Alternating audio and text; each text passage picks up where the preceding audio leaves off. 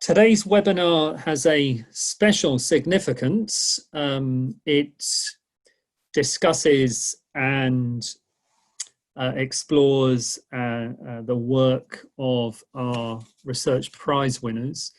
Every year, BISA gives out a number of awards for both learning and teaching and research.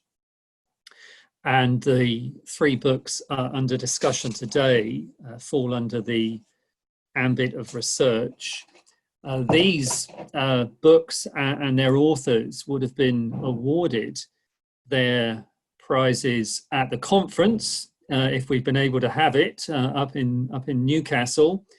Sadly, it was cancelled. We hope to have the conference next year also in Newcastle, at which point we will be able to celebrate both this year and next year's winners.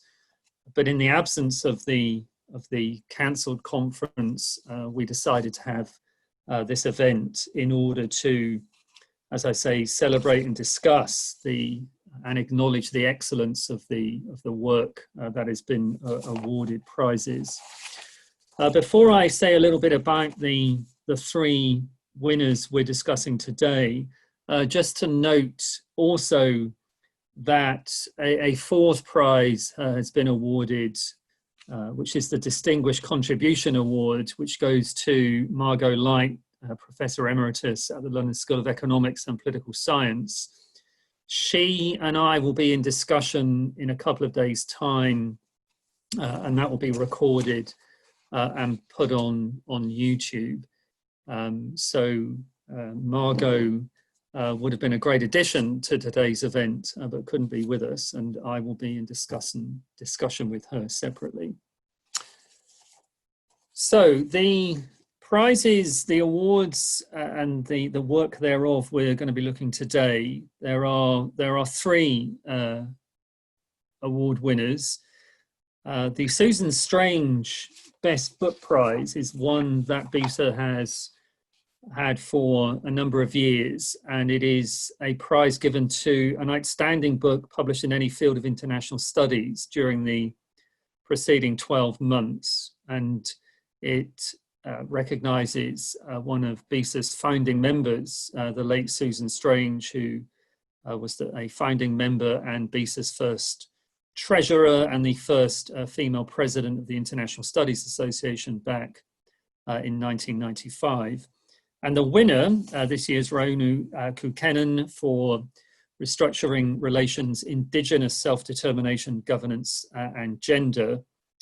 Reinu is Research Professor of Arctic Indigenous Studies at the University of Lapland and Adjunct Professor of Indigenous Studies and Political Science at the University of Toronto, and currently indisposed up a mountain somewhere in Scandinavia.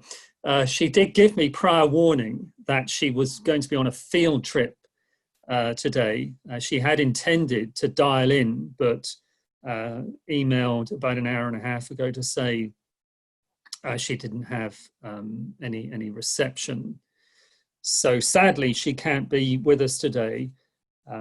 But when relevant, I can chip in a little, and Naomi also on some elements of the book. Both of us have read it, and it is a truly worthy winner of the Susan Strange Prize.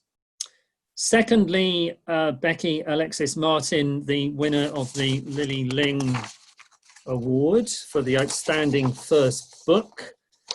This is the first year this prize has been awarded, and it recognizes the work of Lily Ling, who was Professor of International Affairs at the New School in New York and recipient of the 2018 ISA Feminist Theory and Gender Studies Eminent Scholar Award. It honors Lily's work, and the winner, as I said, is Becky Alexis-Martin for her book, Disarming Doomsday, The Human Impact of Nuclear Weapons Since Hiroshima, published in 2019 by Pluto Press. And the judges commended this book as an impressive and fascinating work, a pioneering account of the human impact of nuclear weapons It pushes the boundaries of post-colonial and feminist perspectives into exploring both the effects of nuclear weapons technology and tests on people on the margins, and it looks at their experiences. So Bex is here today to talk about her terrific book. Bex is a lecturer in human geography at Manchester Metropolitan University. So thanks for joining us today. There were two honorable mentions in that category as well.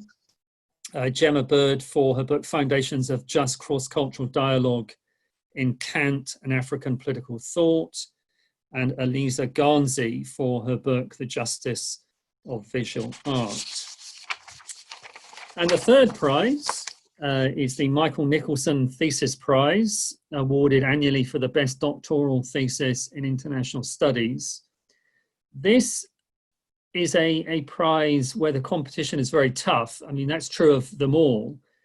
But this had, I was the chair of this prize committee. We had 19 theses we were required to read. So the winner, Aiko Holvikivi, truly excelled in coming out on top in what was a very distinguished and crowded field. And it was a thesis with the title Fixing Gender, the Paradoxical Politics of Peacekeeper Training, which Aiko concluded at the London School of Economics, where she is currently a research officer at the Centre for Women, Peace and Security. And the judges described the thesis as an exceptional piece of work that has potential ramifications across a range of literatures and fields. So Bex and Aiko are here today. In setting this up, I wanted it to be as informal as possible, so the authors of the work would have a chance to elaborate upon some of the themes, and those in the audience would also have a chance to raise questions or points. But to kick it off in maybe a less formal fashion, I guess, I asked Aiko and Bex if they would give some consideration to a sort of opening question, which would get the discussion going. And I'm going to ask Bex to speak first in a moment, if that's okay. And the question I posed to them was a sort of simple one, which is to describe the book, the thesis, locate it in current scholarship, and describe, if appropriate, its policy or public relevance. Now that I realise is quite a broad question, and it's up to either of the two of you which you would like to highlight. But it did strike me, having looked at all three of the pieces on discussion today, all make a claim to work within feminist theorizing and scholarship, a claim also to be informed by post-colonial work, and certainly in, I think, two of the works under discussion also to be informed by queer thinking. So, you know, that in a sense is what unites the three, but the outcomes and the subject and the nuance of the theory and the method is different in each case. So that's enough from me. Bex, how would you like to explore some of the themes in that question? Oh, thank you so much. So firstly, I'd like to say, I mean, it's a massive honour to be here. I should also mention that this is the first kind of ceremony I've been to. I've never been able to make it to any of my graduations, so it's really exciting to win an award, if you see what I mean. But anyway, back to my book. So I won a grant when I was doing my PhD to explore the lives of the British nuclear test veterans. My research sort of snowballed from there, because I started looking at this community and the challenges that they faced in the UK. And then as my research kind of developed and grew, I realised that there were so many other communities out there whose voices were not being heard, or whose stories were not being shared. And so I kind of essentially went on this epic journey to try and gain insight into these communities and share their stories, in some places through their own voices, and some places by kind of connecting them and kind of bringing these stories together, to think through space, place, time, the Anthropocene and the nuclear, and what we are going to do about nuclear warfare, because it's got this long legacy. Arguably, we could say we almost had the dawn of an atomic Anthropocene on the 16th of July, 1945, when the Trinity test was first undertaken. And when that was done by the US, then that was the beginning, that was the propagation of this tremendous legacy of what's been described by scholars such as Gabrielle Heck as nuclear imperialism. So this idea that as a follow-on from the imperialist aspirations that arose, have this huge legacy before the Second World War, that the chasing of the nuclear, or this kind of desire for nuclear warfare, created a new era of militarization and domination of indigenous spaces. And we can consider this through so many different places and spaces across the world. We can think of Maralinga in Australia, and the Puyu, the Black Mist, and the indigenous understandings and explorations of British nuclear weapon tests in the 1950s that were initially ignored. We can think of it through Christmas Island, in the midst of the Pacific. It is literally right in the centre of the timeline, where the UK again undertook a series of nuclear weapon tests, or 33 in total, in combination with the US. And again, this was all about the attainment of power at the expense of local communities, at the expense of their land, their labour, their environment. One of the things that I found very thought-provoking about my research was kind of realising, that so often these voices are narrated out of nuclear histories. We hear about Oppenheimer and the bomb. We don't hear about the women who worked to create nuclear weapons on the Manhattan Project. We hear about the CND or ICAM. We don't hear about the Afro-Caribbean community and the Black Americans who protested as activists against the bomb before ICAM was even a glimmer in its chairperson's eye, before they were even born, in fact. There's this whole legacy that I felt needed to be unpacked. And I'm very interdisciplinary. So those of you who know me will know that I've got a natural sciences bachelor's, I've got a master's in environmental management, and I've got a PhD in human geography, with a specialism in complex system science and modelling and mapping and understanding nuclear accidents. I work with Public Health England to create a new model called BAPOP. This is one of the reasons I wrote my book, actually, because I felt very frustrated that beyond the quantitative and beyond the numeric and beyond the map and the model, we weren't kind of bringing these two fields together. So there's a chapter that explores the issues and the challenges of these quantitative epistemologies that don't take into account the fact that actually sometimes maps and models are not correct, and sometimes they can be created to give a particular perspective. And so thinking about kind of policy as well, my work has fed back into the British government, to the UN, to the World Council of Churches, to the, what are they called again? To several different organisations. So it goes back, but it has a specific goal. It's to provide a credible and substantiated and fieldwork-based narrative insight through ethnography and through research into nuclear warfare now, because we're at a pivotal moment right now. So the ban treaty was first signed back in 2017. It was created, right? And we've got many signatories, and there's a process at the moment of ratification. And this will really change, if it is ratified, it will change our international consensus on nuclear warfare. It will no longer be something that's global north dominant, or that's something that's used perhaps to oppress. I know there's a quote that I particularly like, actually, that I wanted to share with you, that I was just thinking through, and it's in my book, but it's one that I really enjoyed, and it's to do with nuclear warfare. and the colonial power of nuclear warfare.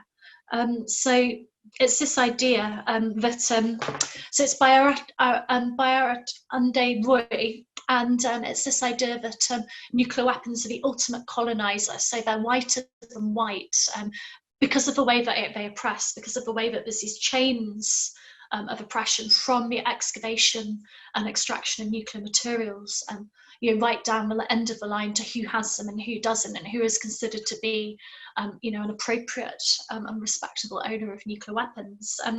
So that gives you a little bit of an insight into kind of what I've done, why I've done it, and how it affects policy.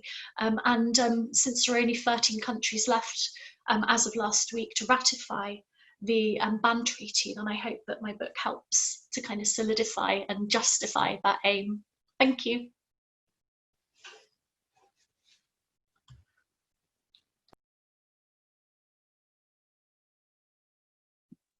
Mark, you're muted, I think. Excuse me. Thanks, Bex, for that terrific introduction. There's a lot in there we can return to in a moment, but let's hear next from Aiko, please. Okay, thanks very much, Mark, for that introduction. It's really a pleasure and an honor to be here. I'd like to thank BISA for the recognition. And I'd also like to take the opportunity to congratulate the winners of the book prizes, Becky and Lona in her absence. It's a pleasure to be speaking here with both of you, and to everybody for signing on today.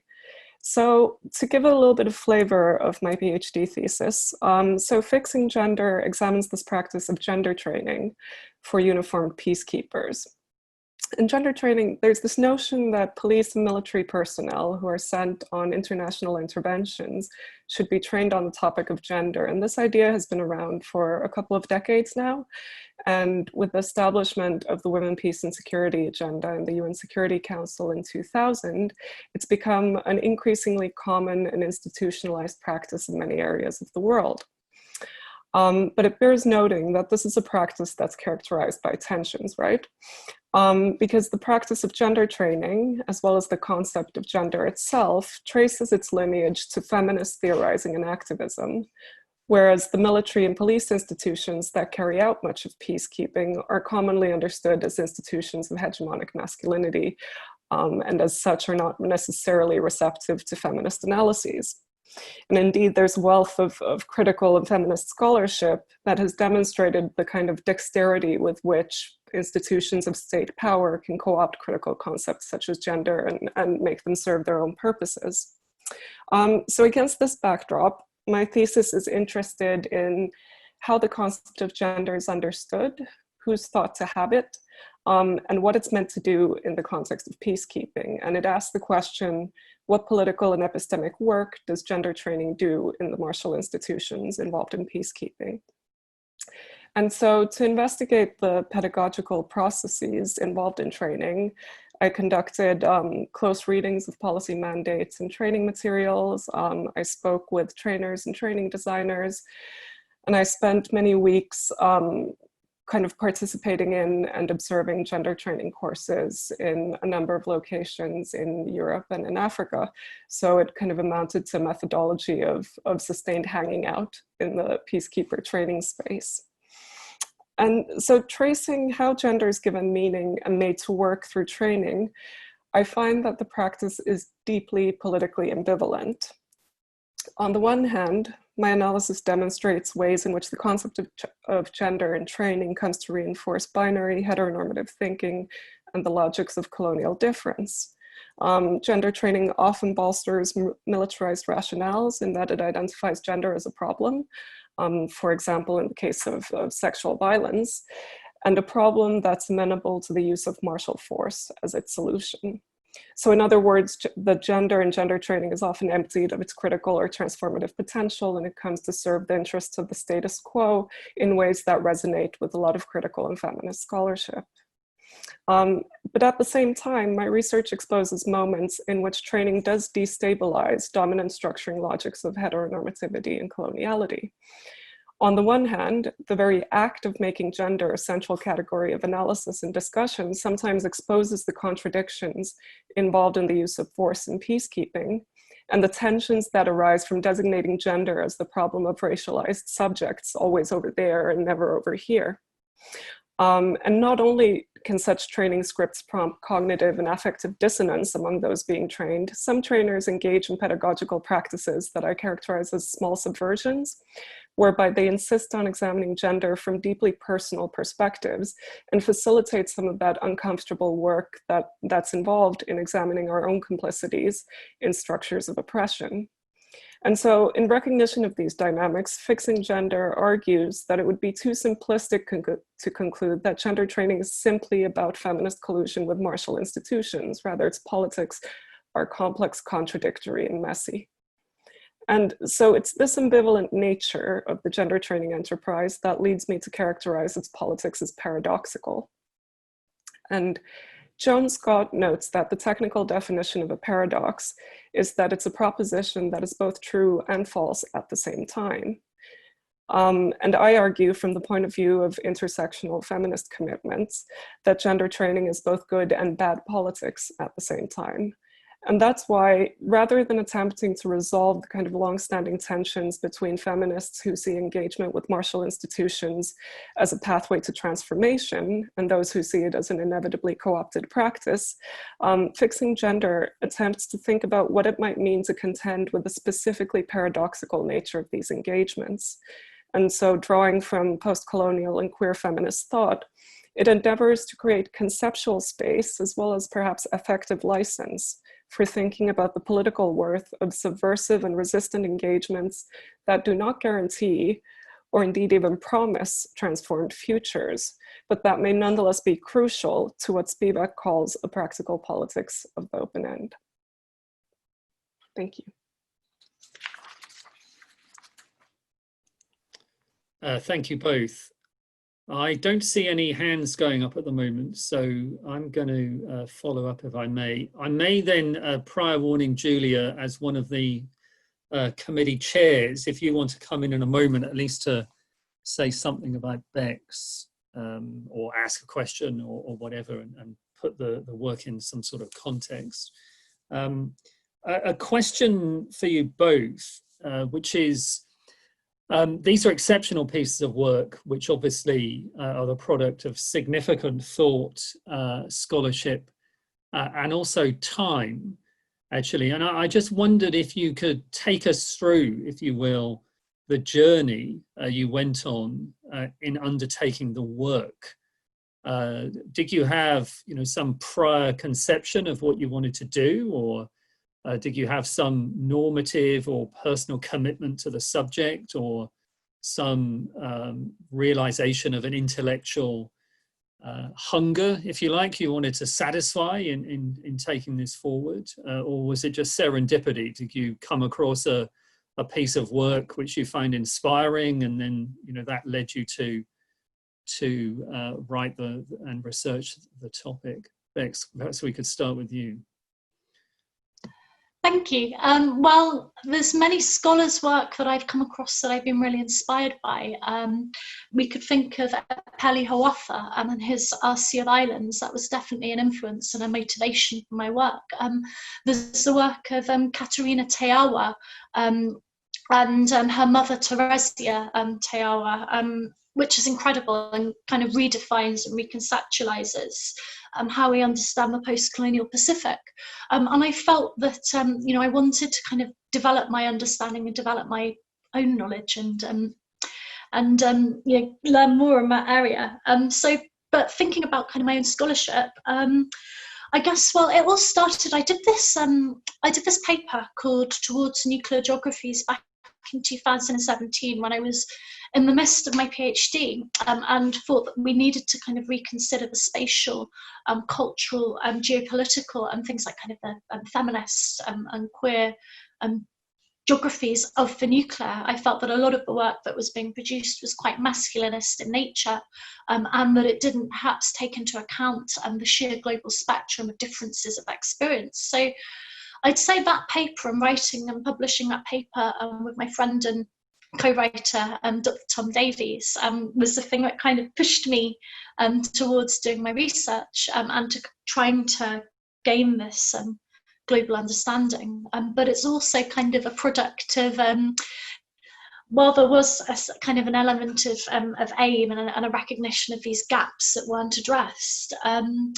I'd say too that I put in an ethics approval every time I go anywhere to undertake research, whether it's a conference, whether it's a day trip, and I always see if I can have an interview or have a chat or take some photos, learn something about that place that I'm at. And so to some extent, for instance, my research with Rocky Flats and the Rocky Flats downwinders came about because I was visiting a colleague who I write with, Professor Steph Malin, and then the downwinders got in touch with me to say hello and said, oh, do you want to go for a coffee? So before I knew it, we were talking, I was learning about their experiences, and the next thing you know, you've written 2 papers on it and it's gone in your book. So it's been I'd say one of my drivers is connecting with people actually and learning about their lives and their stories and the challenges and the injustices that have arisen. And I know it's not fashionable and it's not what you say, but I'd say that to some extent it's quite an emotional journey,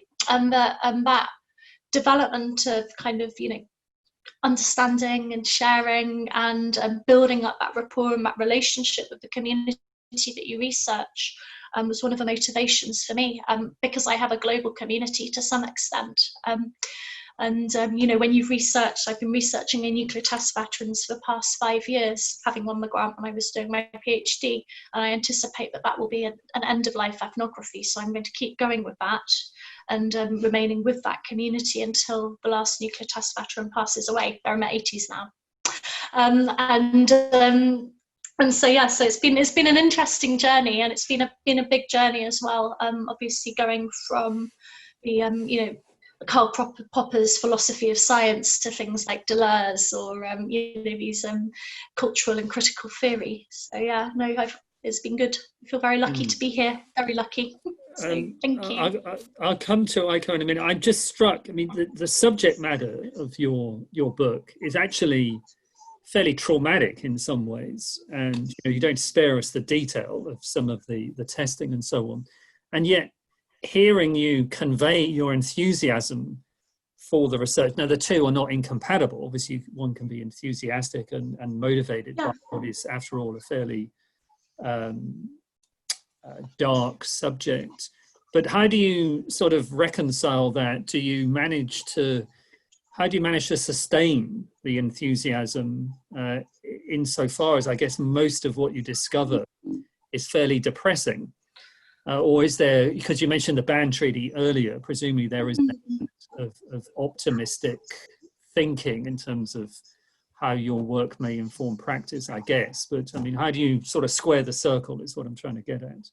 No, of course, and you're right. There's, there's moments where you undertake ethnography and you go home and I don't even feel like talking to anybody because it's been such a sad day, or we've done an interview and you're just, you go back to your participant and you're like, are you sure you're comfortable with me sharing this, and make sure that they, know the support out there. But I think that when we're dealing with something that is so ubiquitous to the global north and has caused as much harm as it has to Indigenous communities, the men who tested nuclear weapons alike, then I think it's something that has to be tackled, really. I think, and I should mention as well that in a sense it's not so bad, because I used to be a professional emergency planner. So I used to work with essentially almost life or death scenarios before I went to do my PhD for several years. So comparatively, as an academic, I mean, often we kind of think, what we're doing is very, quite, hopefully it will change things. But usually in the process of our research, if we do it right, nobody dies. So not to be too dark. So comparatively, of course, it's, coming from the background I come from the emergency services, it's not so bad. And also I know that doing the research itself helps my community. So they've said to me that actually being able to share these stories is very beneficial to them. And I should also mention I have friends who are counsellors. So yes, well covered. So good question though, thank you. So. Okay, thanks. Now, the original question, Aiko, was a little while back, so let me just repeat that. It was the sense of motivation and drive for your research? Is it intellectual curiosity? Is there some sort of normative commitment to the subject, or is it just a series of accidents which led you to your original research? Probably a little bit of all of the above. But definitely my interest in gender training comes from having been involved in it in many different capacities. So in a previous life, I worked for an NGO that was involved in security sector reform, and as part of that was often called upon to provide gender training for police and military actors. And this was something that I kind of initially just undertook as a task that we were given, that here, go do gender training. And you're like, well, how do you do gender training? You put together a session and you go and do your best with it. But it was something that the more I did, the more I became curious about, right? We were having discussions with my colleagues about, do we always need to start every session with the distinction between sex and gender? And is that not contested? And what do we think knowing that distinction will do for these police officers, and so on and so forth? And along that journey, I came across several academics whose work I found very inspiring. So primarily I was in touch with Rahel Kuntz and Elizabeth Prugel, who were working on this project on gender experts and gender expertise. And obviously we had a lot of things to talk about. And that's kind of what whet my appetite for looking at this in an academic setting. And so like that combination of kind of being curious and slightly uncomfortable with what it is that we were doing. And, once I got funding to do a PhD, it felt like I had won the lottery, that I was going to have 4 years to think about what exactly is it that's going on in gender training. I was very drawn to kind of critical and post-colonial feminist analyses that pointed out a lot of the problems with it, but it somehow felt that there was something missing in those accounts, a kind of reckoning with what that practice actually looked like. So yes, there were many kinds of investments in the start, and I guess I embarked on this project with the idea that I was going to finally figure out whether it was good or bad politics, and decide what to do with this practice. And 4 years later, I came out of it with the conclusion that it's both, and which gave me that kind of theoretical interest of, well, what do we do with something that's both, beyond just kind of leaving it there and thinking about paradox in more depth. But yeah, so personal investments, accident, intellectual curiosity, and admiration for the scholars whose work this builds on. Okay, thanks. I'm going to return to you with a question about the difficulties of the fieldwork you both conducted, but I just want to hand over to any of the other BISA people in the room. Julia, did you want to come in, perhaps? Yeah, hi, thank you. So it's really nice to be here, and congratulations to all three prize recipients. Some of your work I knew before you were awarded the prizes, and some I've been introduced to your work through the prizes, and it's been a real pleasure and a real honor to be involved in the inaugural L.H.M. Ling Outstanding First Book Prize, not just because Lily was such a phenomenal scholar and it feels wonderful to honor her scholarship in this way, but also it's great to kind of give recognition to those not too long out of their PhD. So I just have, I guess, just a few small comments on Becky's book, and then I'll try and then bleed those comments into a question which you can respond to or politely decline. So what I really loved about your book, Becky, was that you took a topic that was so familiar to international relations scholars or security studies scholars and approached it in what I found to be a really highly original and innovative way. And for years at Warwick, I taught it was effectively our Intro to Security Studies module for second years. And you would always get 50% of the students writing their essay on nuclear weapons. And I was just thinking what a great resource your book is going to be, not just for researchers of nuclear weapons, but also for students perhaps beginning their journey in international studies and security studies, because you really just approach this very familiar, this kind of bread and butter topic of our discipline and bring such fresh insights and beautiful theoretical and conceptual advancements. So I'm really excited about the book. So as Mark said when he was commenting on the prize committee's comments, they praised just how multidisciplinary your work was and how you weave insights from multiple fields. And I would also say that when I was reading your book, I was actually struck that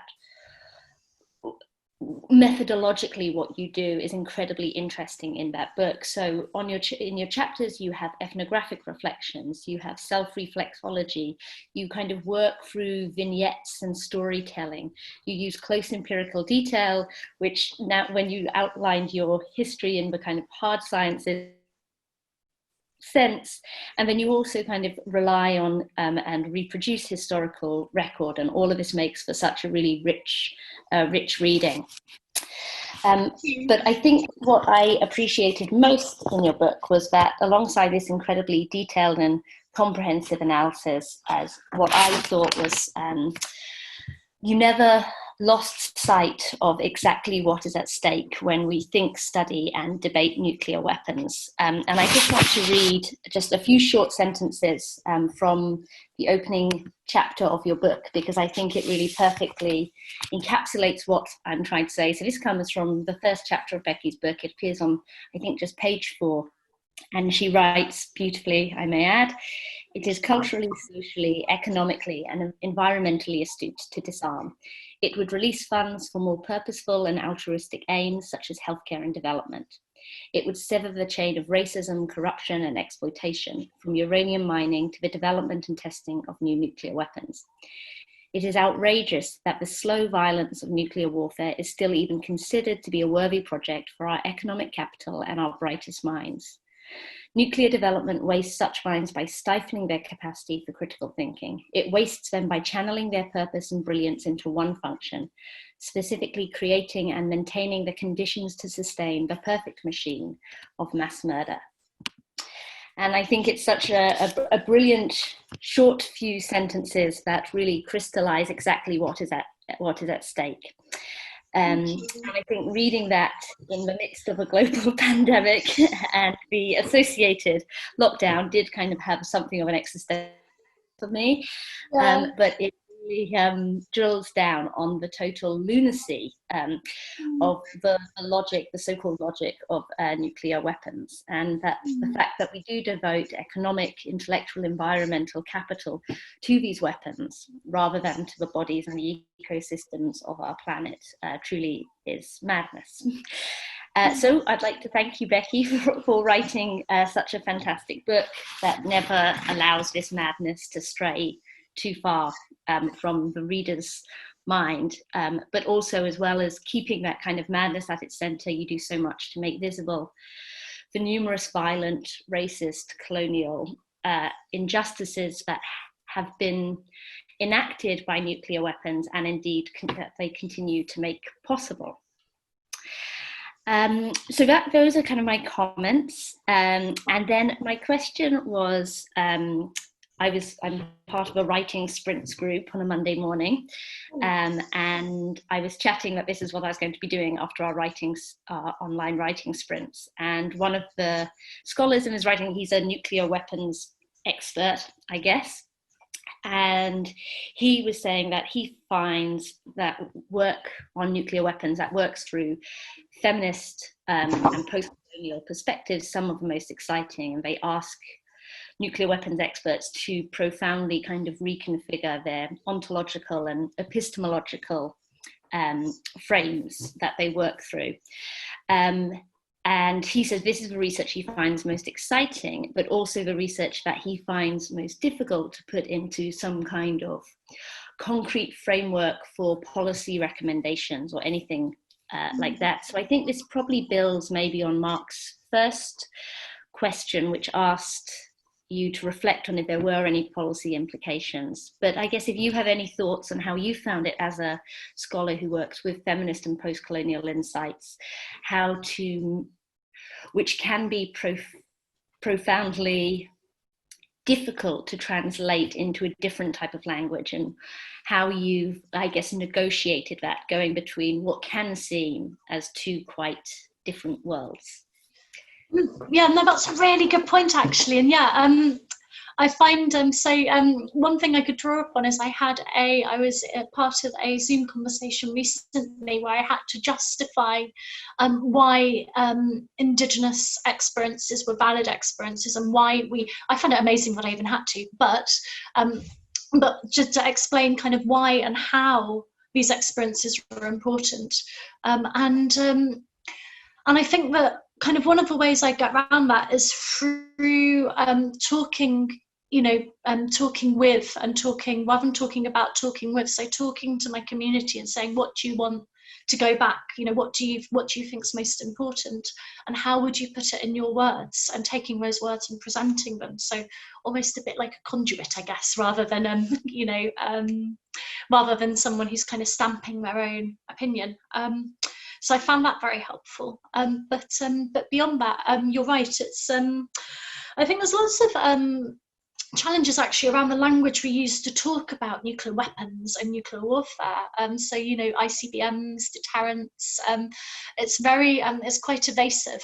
So quite often I find that using thinking about how the language is constructed within the nuclear military industrial establishment, and then deconstructing it and using it in other ways is quite helpful too. But I think actually there's more interest. We are becoming more post-colonial. We are becoming more aware, and there is more interest in understanding and supporting communities who've been affected by nuclear weapon tests than there was, for instance, maybe 5 years ago, from what I understand anyway. And I think since the ban treaties emerged, it's offered lots of opportunities to go, well, actually, have you thought, about, something that perhaps hasn't come up. But one of the things I found interesting, actually, while I've been trying to support policy and that sort of thing, is the intersection between nuclear warfare and climate change. And I kind of feel like my work at the moment is going in that direction, because a lot of the places that have been affected by nuclear weapons testing in the global south are vulnerable to climate change effects. Much as I don't like the word vulnerable, they're susceptible. Again, this is another area where global north policy and global north ideas and ideologies might not necessarily reflect what the community wants and what the community needs. So I've been writing and thinking about how we can make sure that voices are heard and that spaces are preserved rather than left as drowning islands of late. So yeah, sorry, that was a bit waffly, but thank you, and really good question. So. Thanks, Julia and Bex. Let me turn to the practical questions to do with fieldwork and so on. And while I'm articulating this and Aiko and Bex are answering, please, if anyone else wants to chip in, as Isabel said, you can raise your hand in the chat function if you wish to come in with a question. So just turning to the fieldwork and so on another screen, which you can't see, I have Aiko's PhD thesis open, and I won't share it with you, but I'm just sort of, if you see my eyes darting across, it's because I'm looking at it, and it refers to the many interviews that were conducted in order to do the research for the thesis, and also participation in training or observation of training programs undertaken by peacekeeping missions. And this, a lot of it is anonymized for good reason, but it clearly indicates interviews and participation in training events in West Africa, the Nordic region, Western Europe, and the Balkans. And that's a significant amount of work, whether you've got a full scholarship or not. I mean, it takes a considerable degree of tenacity and organization to undertake that. Similarly, I know, Bex, from reading your book, you did a lot of interviews, and you mentioned just now, I guess, what a social scientist would refer to as snowballing. You do one set of interviews and it gives rise to others, and some of it is, lucky. You happen to meet people, and you know, in your book has photographs of various people you met while on trips, some of whom you then went and interviewed. So if there's a question in all of that, it's you know, how difficult was all of that, and how essential was it to the integrity of your research that you went out into the field, you spent time with the participants or the subjects of your research? How difficult was it? I mean, you know, you refer, both of you, in terms of the methods you deployed, but I can't imagine any of this was easy. I mean, it's a truly globe-trotting project in both cases. So maybe you could just give us a little insight about the difficulties and the adventure of doing some of that work. Aiko, please, first, if you could. Yeah, absolutely. It was a lot of work, and it was a privilege to be able to do it, thanks to funding from the LSE. But in addition to the work and the money that it took a lot of goodwill from working in institutions that are fairly well known for not necessarily being and welcoming outside researchers, usually third country nationals, with open arms. So there was, yeah, I would say that it was definitely, it was essential to the story that I wanted to tell about peacekeeper training, right? Because, and as I bring up in the thesis, there are official training curricula and policy mandates and so forth. Individual trainers exercise a lot of freedom in how they construct their courses and their messaging and so forth, sometimes fully freewheeling. So to kind of tell a story about what that practice looks like on the ground, it was essential to do that participant observation. I guess how I would characterize what was actually difficult and continues to be difficult for me as I work this into a monograph is constantly reflecting on the ethics and the representational practices of writing this kind of research, which is both kind of grounded in ongoing relationships with the people who are doing this and collaborative work. So I continue to pitch in on certain gender training courses and work with individuals who work in this sphere. And many of them also have the same kinds of political commitments as I do, right? Feminist and post-colonial, while at the same time being able to be critical of how that practice is done, and it's often self-criticism as well, but thinking about how do you represent the people who take part in your research in ways that are you know, characterized by intellectual integrity and generosity, and kind of attempting to not talk about this in the thesis, to not be shady towards our research participants, right? So that is something, that is the difficulty that I have constantly in writing this work, is imagining the research subjects themselves or the participants reading how I've characterized this practice and whether or not it's something that I will stand behind.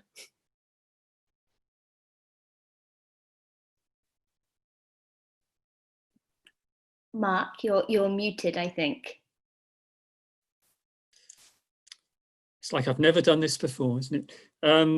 Okay, you can hear me now. Bex, would you like to comment on the hard graft of your globetrotting research? Wow, I've been really, yeah, it's been interesting. God, that's so profound, isn't it? But I've been really lucky, and I have, obviously you have to very good ethics, you have to make sure that your community are supported, and I have ongoing links and relationships with pretty much all the communities I spoke to or worked with, apart from the Japanese Far-Right Union of Patriots, because it wouldn't be a good idea for me to do so. So I've been, I don't know, maybe actually thinking about the challenges of research, it'd be a good time to talk about actually doing research as a disabled woman as well, because I have a number of, I have multiple disabilities, I've got a health problem, and I'm dyspraxic, and which makes getting places quite hard. And I've gone to all sorts of places that my doctor probably wouldn't have approved of me going to, if you know what I mean. one of the ways I've kind of got around that is through kind of determination to actually get out and do that field work, but also through pacing myself. So through making sure that I don't overwork, making sure that I don't over travel, and making sure that I look after myself as well as my community. So I'm in the kind of fittest, as you were saying earlier, the best mental state and the best physical state to work with them. And I've had some quite interesting experiences, I must admit. I was, when I first got out to Fiji, I was actually quite unwell, and I had to spend a few days recovering and getting into a fit state so that I could get out and speak to the Fijian test veterans about their experiences. One of the other challenges I had is that actually while I was doing this interview work and putting together the material for my book, which, you know, I interviewed everywhere from France to the US to Fiji to Kiribati and all around the UK, and beyond, Australia too, was that I had challenges when I was telling these stories. So actually there's something that's coming after Disarming Doomsday, which I think in a way is almost more interesting. I had challenges when I was telling these stories. I felt almost as though using my global north white voice maybe wasn't the best way to do it. So I'm going to be putting out a couple of papers, which will hopefully come out soon, that actually have my interviewees as authors to try and change and think and reconfigure how we think about these hierarchies. And that will be with my Kiribati women who I interviewed and worked with. But I mean, just the logistics of fieldwork can be very hard, like, you know, traveling. I hadn't even got on a plane until I was 19. So that was to Barcelona, and I hadn't really gone anywhere further than that until about 27. So, so just kind of the change in global perspective and understanding as well. You know, going from beyond something like this, where it's digitally mediated, to actually meeting people in person and learning and sharing. But I had some very funny things happen actually. So when I was in the US, I was lucky enough to have Los Alamos National Laboratory give me a tour, and they were so generous, like you said, Aiko, about being accepted and given space. It was one of those places that I thought would never let me in. And they did, they let me in, they talked to me, they shared their archives, and they were very generous with their time.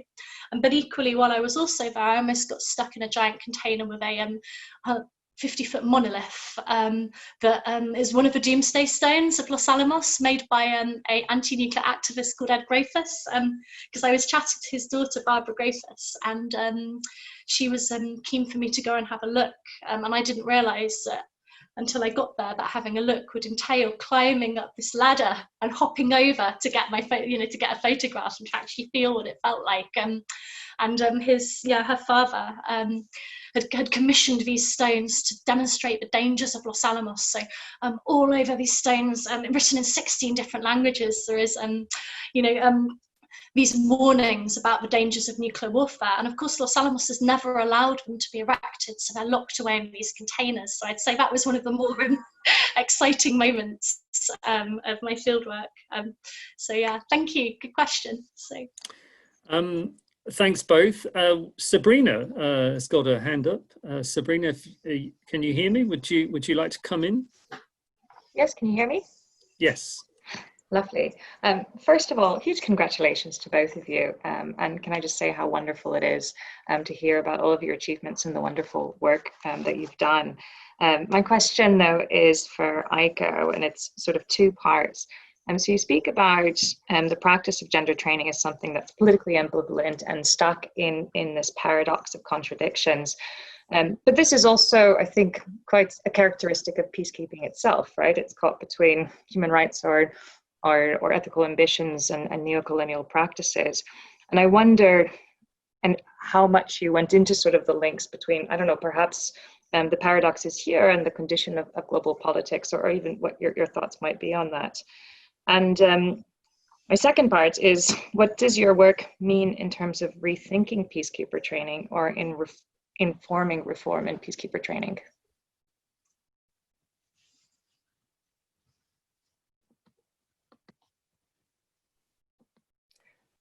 Shall I go? Great. Hi, Sabrina. Thanks so much for joining and for your question.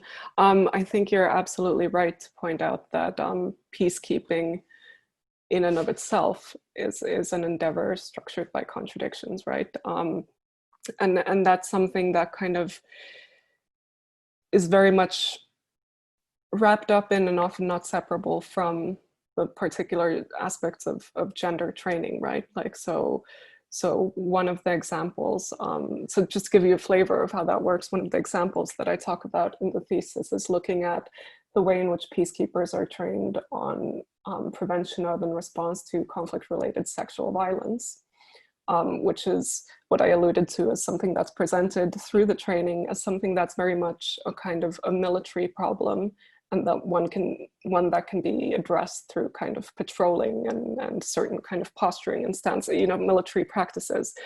And one of the ways in which the training at times exposes that contradiction, exposes that ambivalence is, that this is not in the training script itself, but in a lot of the courses that I went on, the peacekeepers, those who are being trained themselves start to question, well, hang on a second, because they're given some amount of material on what conflict-related sexual violence looks like and what its causes are and what its consequences are. And you get instances, like I recount the story in the thesis, of peacekeepers saying, well, hang on a minute, why is the UN spending so much money sending soldiers there who are very limited in what they can do? Surely that money would be better spent, deploying more medical personnel, psychologists, building livelihoods, basically delivering a critical feminist or critical analysis of the limitations of peacekeeping, in particular of militarized peacekeeping.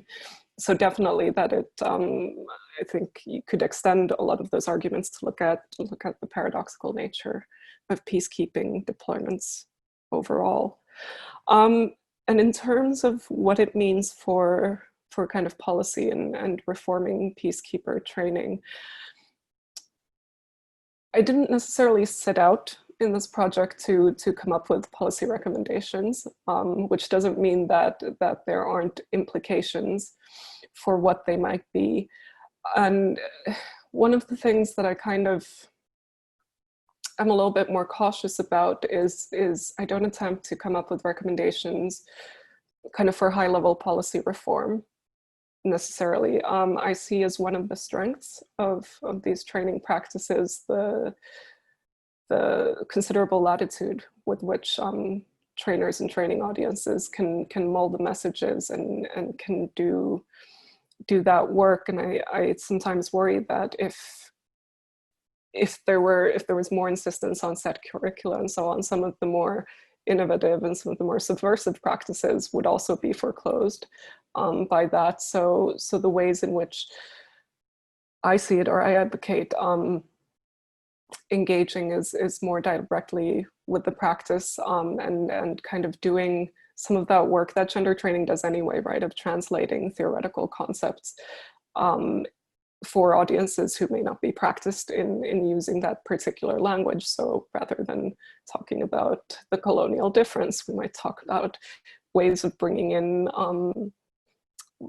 voices from outside of the global north as experts, as trainers, as so forth, ways of kind of starting to talk about race, which is something that is not present in the training curricula or so on, but starting to talk about how race and gender might work together as systems of oppression. So very kind of practical and bottom-up changes is how I would see the kind of policy or more so practice orientation of this. Thank you both. Hassan, if you're still here. Hassan, hi, you have a question? Yes, hello. First, I want to say congratulations to all the winners. I'm really pleased to be part of signing on this event and listening to the excellent presentation by Aiko and Bex, and really enjoying it. So I have a comment and a question to Bex. I read your book and I really enjoyed the way you're bringing some of these stories that usually sort of like fall on the sidelines of our understanding of nuclear history and the nuclear experience. and they don't really feature into, like, the voices of these communities don't really feature in any significant kind of like way in the way the global nuclear order is kind of like structured. I find that the kind of like interactions between these communities and also their domestic politics super interesting. And I was wondering whether you have any insights on this. So Japan is the country, for example, that was bombed with nuclear weapons, right? It has a population of nuclear weapon survivors. Yet the voices of these communities don't seem to translate into state policy. So Japan is still one of the countries that buy into kind of like nuclear politics under nuclear protection and is against the ban treaty. So in terms of like trying to link the voices of these communities and experiences, not only on the global level, but also kind of like reflecting them to state policy and state positions, what is, in your view, like is the missing link there? Why is it that they don't readily translate in a country like Japan into state policy that is squarely anti-nuclear? That is fascinating. Really good question. And Japan isn't the only example. So we've also got Australia as well as another umbrella state, which is, as you know, the term we use for these places that are under the protections in what we call nuclear weapon possessor states. So these states that are allowed to or self-authorized for nuclear weapons. Yeah, it's a really interesting geopolitical question, I think, because when we look, for instance, to Fiji or to Christmas, we know that both nation states have signed and ratified the ban treaty, and we also know that much of the global south has been part of other treaties to create what we call nuclear-free zones. So there was the Rarotonga Treaty in 1986 that created this vast swathe of the planet that was, where nuclear weapons were abolished. And actually, if we look at the world by surface area, arguably more of it is supposed to be nuclear-free than otherwise. But of course, that's only a symbolic gesture as long as we have nuclear weapon possessors and their umbrella states. And I think with Japan, it's paradoxical, and it offers particularly interesting kind of insights into post-war geopolitics as well, and perhaps nuclear dread and the taboos surrounding nuclear weapons. I'd imagine that Japan might, it's a really difficult one to answer, isn't it? But from my perspective and my understanding, perhaps when we think of kind of the state of Japan, not necessarily the Japanese people, then it's seen as a way of protection against another Hiroshima, another Nagasaki, to be under the wing of a nuclear weapon possessor state. But it is a conundrum, and I feel as though by pushing forward and supporting umbrella states like Japan, like Australia, to become unshackled from nuclear warfare, and that would give things like the ban treaty a lot more clout, wouldn't it? So yeah, it's a really interesting one to think about, and a really, really good question. I've heard the testimony of the Hibakusha, who are the Japanese nuclear weapons survivors, so the survivors of Hiroshima and Nagasaki. I heard them speak at the Hiroshima peace ceremony in Japan a couple of years ago. It was incredibly profound and striking, and culturally it's really interesting, because there are a lot of kind of prominent reminders, particularly in Hiroshima and Nagasaki, of course, that Japan is the first and last country in our world to experience nuclear warfare in attack, opposed to nuclear warfare due to testing, right? Yeah, of course, there's still these policy challenges. And I wonder whether it links in more generally to kind of the overarching conservatism, comparative conservatism of the Japanese government at the moment. I mean, maybe it would change in the future. So does that help? Does that give you... and thank you so much. I'm so glad you like my book. So yeah, it was hard to write, but fun. So yeah, sort of. Julia, your hand is up. I'm not sure if that's historic from your previous intervention. Is there something you want to add? I just have a question for Aiko. Sure. That's okay. So, Aiko, I haven't read your thesis, but I was interested in your description. You were talking about you kind of almost ended up where you started, in that you came to the conclusion where gender training was both good and bad politics, but that you were interested in going beyond, saying that it can be two things at the same time. And then you also mentioned that the work draws on queer theory, and I am by no means an expert on queer theory, but I find the work of both Jack Halberstam and Sara Ahmed really useful, particularly in their writing around failure and the possibilities that are opened up through failure. And I was just wondering if some of the theoretical and conceptual work you do is to do with this something been two things at once and the failure. Like, do you see that there's are opportunities presented through the failure of gender training? Yeah, I was just wondering if you could maybe say a little bit more. I'm really interested to see what you did with that kind of conceptually and theoretically. Thanks so much, Julia. Yeah, there was a, so failure is not necessarily the key frame through which I look at. So I think the main intervention that I kind of piggyback on from queer theory is this idea of queer temporality and certain kinds of disinvestments from futurity and what that might look like. So obviously recognizing that there's an important difference with queer theory that's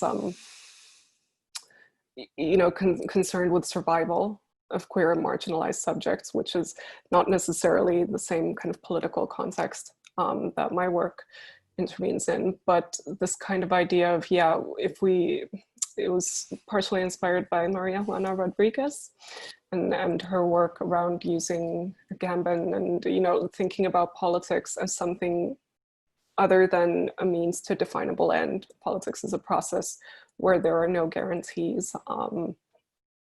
And kind of what it might look like to engage in the politics of the here and now, despite the fact that it doesn't promise, a linear, so it's not the kind of slow drip of change argument, right? It's not the idea that small changes will eventually culminate in transformation.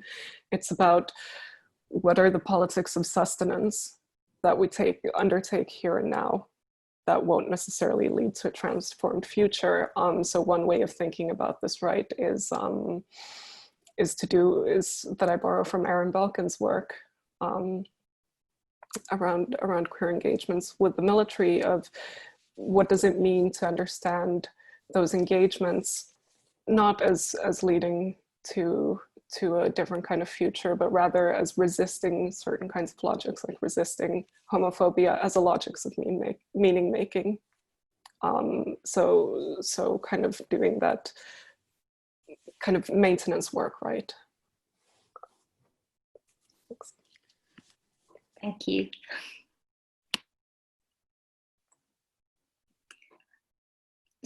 Mark, you'll be. Lindsay, would you like to come in? Yes, and I think I've managed to finally unmute myself as well. Thank you both, and congratulations on your prizes. It's been really interesting to learn about some of this work that's been going on. Bex, I've added your book to my wish list on Amazon, so we'll get that sorted. I have a question for Aiko, which draws on some of the stuff that's already been discussed, but that I kind of wanted to pick at a little bit, if I might. I'm really interested. When I did field work, I had the same sort of issues that some of you have been talking about with how to represent people authentically and how to do so in a way that I would be comfortable with them reading about themselves if they were doing that. But I think I for example, did interviews with Reaper drone pilots. And my sort of question is not only how do we represent them so that they would be happy to be seen represented that way as our interviewees, but also how do we do that in a critical way? So I really didn't want to sort of slide into becoming an apologist for drone warfare, because I talked to some nice people who also happen to pilot drones, because I think I still have a lot of problems with how that's conducted and how that whole sort of type of warfare functions. So I'd be interested in knowing, when you were saying about the sort of good side and bad side of gender training, how were you then able to engage critically while still being respectful of the people who had taken the time to speak to you? Thanks so much, Lindsay. It sounds like we have similar concerns in that kind of, I wouldn't necessarily say I hold as a benchmark that I want everybody to be comfortable with the reading, but rather the kind of constant process of, is this something that I'm willing to stand behind? And the way, and I'm not sure I have the answers on this, the way I negotiated it in this piece of work, which I recognize would not necessarily translate to that audience, but I tried to think very carefully about how I think about it epistemologically and how we can represent human subjects. And I try to be very careful in drawing the lines of not fixing somebody else's subject position. So the way I go about this is I'm not, so I say very clearly that I'm not designating any particular person as feminist or as racist or, you know, any kind of things, but rather try and interrogate how a particular thing that they have said or done aligns with certain kind of logics.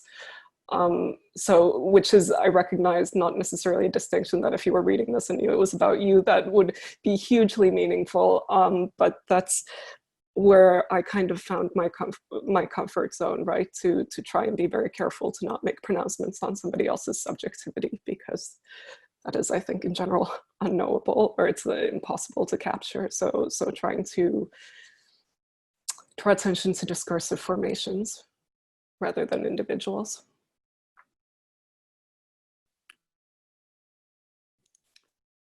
Becky, do you, was that, Lindsay, was your question primarily for Aiko?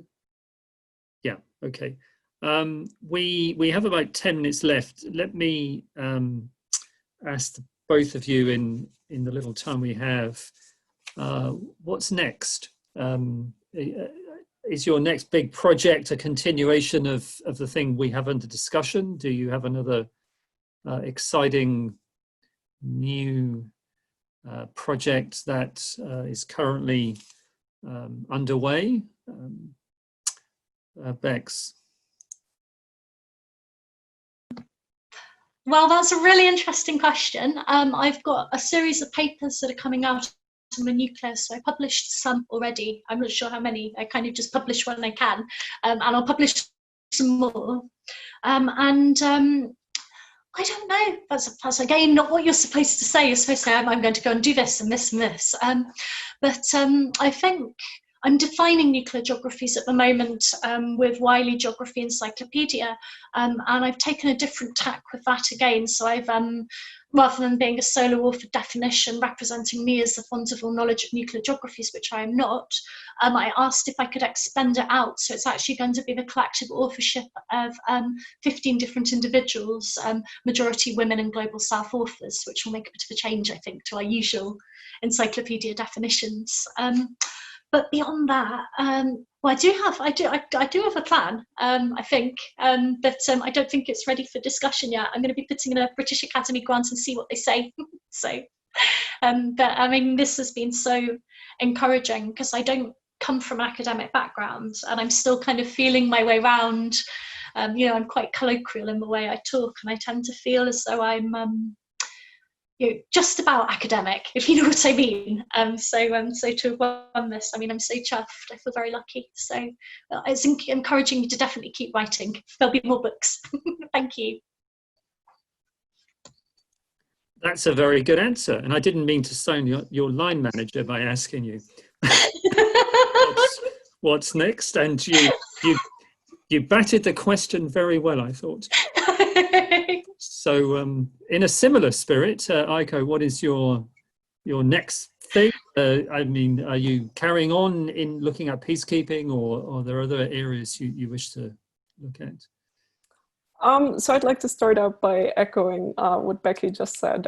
This, you know, at this kind of early career phase, this prize has been hugely encouraging that maybe I can be an academic, and particularly in this moment. So my current big project is getting the book published, reworking some of that into a monograph and a string of articles that are kind of the bits that I don't really have time to explore in the monograph itself, or that are being cut at the moment. So that's my current big project. It will probably be in a new institutional capacity, but that remains to be confirmed. And one of the things, and I'm glad you asked about it, Lindsay, because one of the interests I have is to do with feminist research methodologies, and particularly with field work. And I feel like there's this wealth of knowledge that, you know, could do with another edited volume or something along the lines. So I would look forward to creating some collaborative work around that. And yes, I'll be spending the next year working on the book and coming up with a more defined next project. And apologies, this may apply more to Bex, given Aiko, the job you currently have. But are there any insights from the book and the research that went into it in terms of teaching, for instance? Yes, so one of the things I'm doing this year is I've set up a new peace geographies unit for my students. So one of the reasons I wrote it was to get my research out and all the kind of bits that didn't fit into papers that I thought was important, and to tell this story through space, place, time, law, and warfare, right? But also to make sure that I can kind of share it with students, or share it, because it's academic, but it's accessible, I hope. So yeah, I'm starting a new peace geographies course at Manchester Met, which is really exciting, and also developing a digital geographies course that thinks through some of these things like drone technologies, like surveillance, like Foucault, Baudrillard, all the stuff that I love that's critical, that links back to my old kind of prior modelling life when I used to model for a living. So yes, thank you. Let me just see. I don't think anyone has a hand up. Any last comments? Okay. Just to round up, I mean, Bex, you mentioned you hope the book is accessible, and there were nods as you were saying. It's very accessible, and I have to say, how you managed to cover so much in a mere 138 pages. The other pages are the notes, but I mean, it's an incredibly concise and yet very comprehensive, as I said, but very, very directly written. So thank you. Keep that up, because obviously not all academic books could be so described. They are often prolix, too long, but that is anything but. I actually, at my serious point, I just wondered if that had anything to do with the publisher. I mean, Pluto Press, publisher, did they, you know, were they quite insistent on the length and the... Oh, they were lovely. They were so good to work with. Like, I'd recommend them if you're an early career academic. They're really chilled. And David Castle, who was my editor, was super kind. But it's a series of books that are supposed to be kind of short monographs, so the Radical Geography series, and they're supposed to be academic, but, you know, readable. So that's kind of informed my choice. But also, so to talk a little bit about precarity, because we don't, I was doing a postdoc at Southampton that I had won a grant to self-fund out of sheer stubbornness, and then embedded myself and gone, right, I'm staying and doing my postdoc. Very, very nice to me, but it was only for a few years, right? And I'd rocked up at my head of department's office with, I've won £150,000, and he went, oh. But I was also lecturing at Winchester University, and then I wrote this book in the mornings between about 8 and 10 in the morning for 6 months, maybe 8 months. So I didn't have the time to do a big book. And that's okay, because I don't work weekends. I don't believe in it, if I can help it. And so that is why it's small. Bigger books will come now. I have more research time and more free time. So.